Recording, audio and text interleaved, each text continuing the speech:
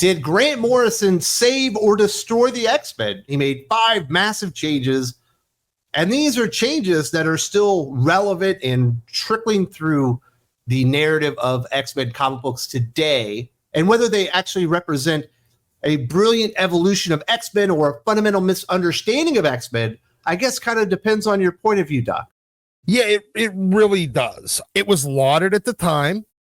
Immediately after, there was a lot of detractors, and I think the longer it goes on, the more detractors there are for it. Morrison opened his run with total devastation. Cassandra and Nova orchestrated an assault that killed 16 million mutants on Genosha in a single attack. Sentinels wiped out an entire mutant nation, including Magneto. This wasn't gradual world building. This was immediate, catastrophic change that eliminated what had been a symbol of mutant hope and autonomy. The move established that nothing was safe and set a much darker tone for everything that followed in New X-Men. Yeah, I mean, it was good. But you know what? Genosha, I don't think it was a symbol of hope or anything at all. It was a reminder that Magneto had just blackmailed the entire fucking planet into giving him a country by threatening to reverse the Earth's poles, because he was in the process of trying to start a world war with the nation that he had just been given because of terrorism. So it wasn't a symbol of hope. It was a fucking terror state. So it was a good start. It was a good way to open, and it certainly led into some pretty classic stories like for Extinction. We end up getting House of M, Messiah Complex, all kind of gibbling out of the beginning stages of Genosha. I think he started out really good with a bang. He did, because when you have something that's that major, it was basically Magneto taking his Brotherhood thing and putting it on, I don't know, the world's largest steroids, where he now had millions and millions of members of his Brotherhood instead of like a half dozen to a dozen. The story of X-Men is going to be nothing but the X-Men trying to stop whatever launch of whatever next terrorist attack that Magneto would do from his position of power. This took that off the board and gave the X-Men the opportunity to be something different, because there were too many fucking mutants. And it certainly set up Cassandra Nova as a terrifying new kind of villain that we hadn't really seen all that often in X-Men, and we certainly still see her as well. Morrison dramatically expanded the global mutant population from hundreds to millions afterwards, but these weren't your typical superheroes. He introduced bizarre, grotesque, and impractical mutant characters like Beak, Glob Herman, and Ugly John, who defied superhero conventions entirely. The Xavier Institute transformed from a combat training facility into something closer to an actual school, dealing with identity, rebellion, and social dynamics. Morrison treated mutants as a living subculture, complete with their own slang, music, and generational conflicts, rather than just a team of heroes.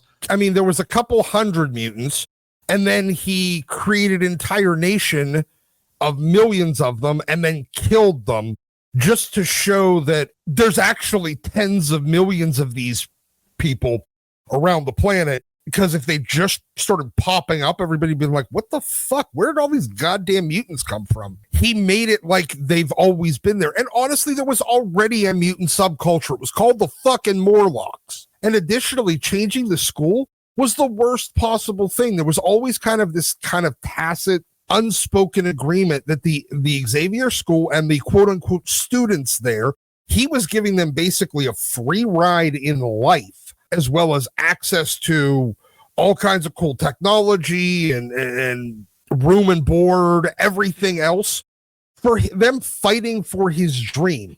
It was only people that were actually kind of useful to Xavier. Ever since then, it's just been the freak school.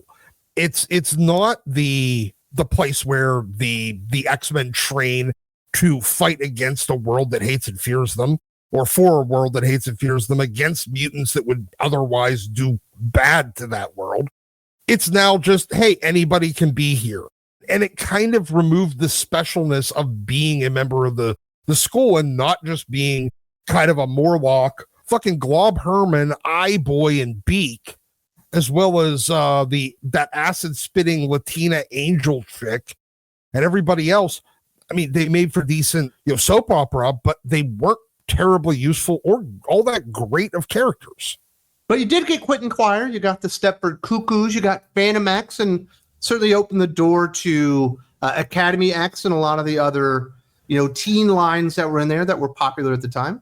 You did. I mean, and I will grant you that. It opened the door for that, but they could have done that the same way that they did New Mutants before that or Generation X before that. Morrison's most controversial twist revealed that Zorn, the peaceful, mystical healer, was actually Magneto in disguise, but this wasn't the ideological anti-hero fans knew. This was an erratic, drug-addicted version obsessed with destruction. His violent campaign through New York ended with mass casualties, and his execution by Wolverine. The fan outrage was so intense that Marvel eventually retconned the story, claiming it wasn't really Magneto at all. Even with the retcon, this remains one of the most debated storylines in X-Men history.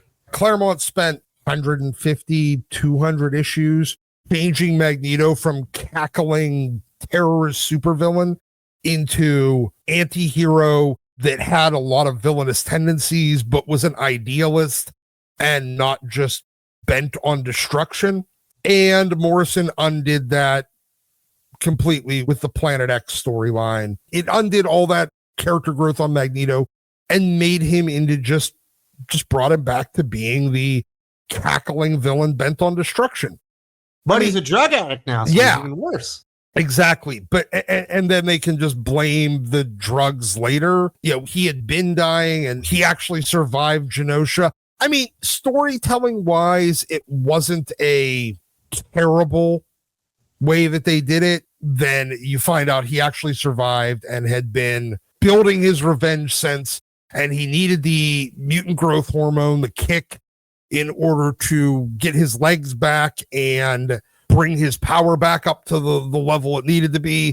And in the process, he just became a crazy drug addict because he didn't realize how addictive it was. I mean, I can kind of understand it, except for they never bothered to kind of tell that story in the background because they kept Zorn as Zorn until he suddenly lost his helmet. Now he had rebuilt his brotherhood inside of Xavier's school. He wanted the shock value, but at the same time, it undermined the entire narrative message, and he didn't do a really good job of explaining it after the fact. He didn't even throw in a bunch of flashback scenes that showed Magneto's decline from a guy just trying to rehab an injury to crazed drug addict. Morrison moved Emma Frost from villain to central X-Men figure, making her co-leader in developing her controversial romantic relationship with Cyclops while Jean Grey was still alive. This shift brought tension, complexity, and moral ambiguity to team dynamics that had been relatively straightforward. Emma's presence challenged the traditional X-Men hierarchy and moral clarity. Her inclusion fundamentally altered the team's interpersonal relationships and became a permanent part of X-Men continuity. I mean, I don't love, but I also don't hate Emma kind of becoming a hero. It was kind of a continuation of a very long-standing tradition that a lot of ex-villains eventually become members of the X-Men, even if it's for only a temporary period. I did like kind of throwing a monkey wrench into the Jean Scott dynamic. I didn't mind that, and seeing Scott actually kind of tempted for the first time by somebody that could see something better. And it kind of did give Scott a little bit extra dimension because he had been really kind of the Boy Scout up until that point. There wasn't a lot of him doing morally questionable things. But long term, because he introduced that and Scott being tempted and all those things, he ended up becoming Mutant Hitler. Plus, it also kind of laid more and more and more of the groundwork for even bigger villains of the X-Men. But at the same time, the Hellfire Club never changed. They never wanted to change. They were perfectly happy with what they were fucking doing. Her just kind of deciding to join the X-Men because Genosha got blown up seemed a little off to me. Morrison had Charles Xavier publicly reveal his mutant identity to the world. This ended the school's secrecy and made the Xavier Institute a visible symbol of mutant-human coexistence and an obvious target The move engaged directly with civil rights themes and identity politics, forcing Xavier to evolve from secretive mentor to public activist. This visibility brought real-world consequences, including government scrutiny and human backlash that became central to future storylines. It further cemented the X-Men as a Leviticus allegory forever and ever and ever, because all it is I came out of the closet. And then everybody treats it like being a mutant is being in the closet, and it's just been that way nonstop ever since. I didn't mind it initially. I mean, it is interesting to see what do you do when you have somebody like an Xavier that does out himself. Granted, it wasn't him. The people that like this era of X-Men and that like the results of this always forget that. You know, it was like the Bobby, you're gay thing. Yeah, it modernized the allegory. It's no longer just civil rights. Now it's gay rights. And now that we're in 2020s, it's trans rights, it's LGBTQ plus and all that kind of stuff. And what I'm hearing is from you, at least from your perspective as the X-Men historian here on the channel, that while you liked a lot of these ideas, or they were intriguing the way that they were handled from Grant Morrison at the time, almost all of them in the long run led to third, fourth, fifth order effects that were detrimental to the X-Men franchise as a whole. And it's one of the reasons that it's not one of the best-selling franchises anymore.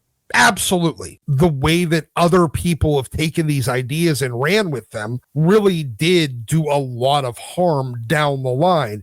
He himself, it was the law of unintended consequences writ large. You know, the Xavier School and welcoming everybody that had a mutation and even trying to rehabilitate everyone didn't matter, adding villains to the staff, all that stuff. It just opened the door for Krakoa down the line, where everybody's welcome, and their rights and equality for them has done more harm than good in the long run by a major margin.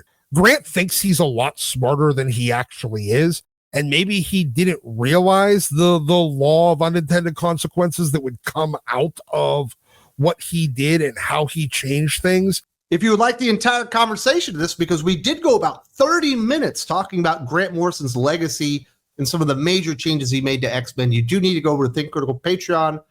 We have the Doc Unfiltered podcast, which will have this, as well as our ASM review from this week, ASM number 8. Hope to see you there very soon. Link in the video description.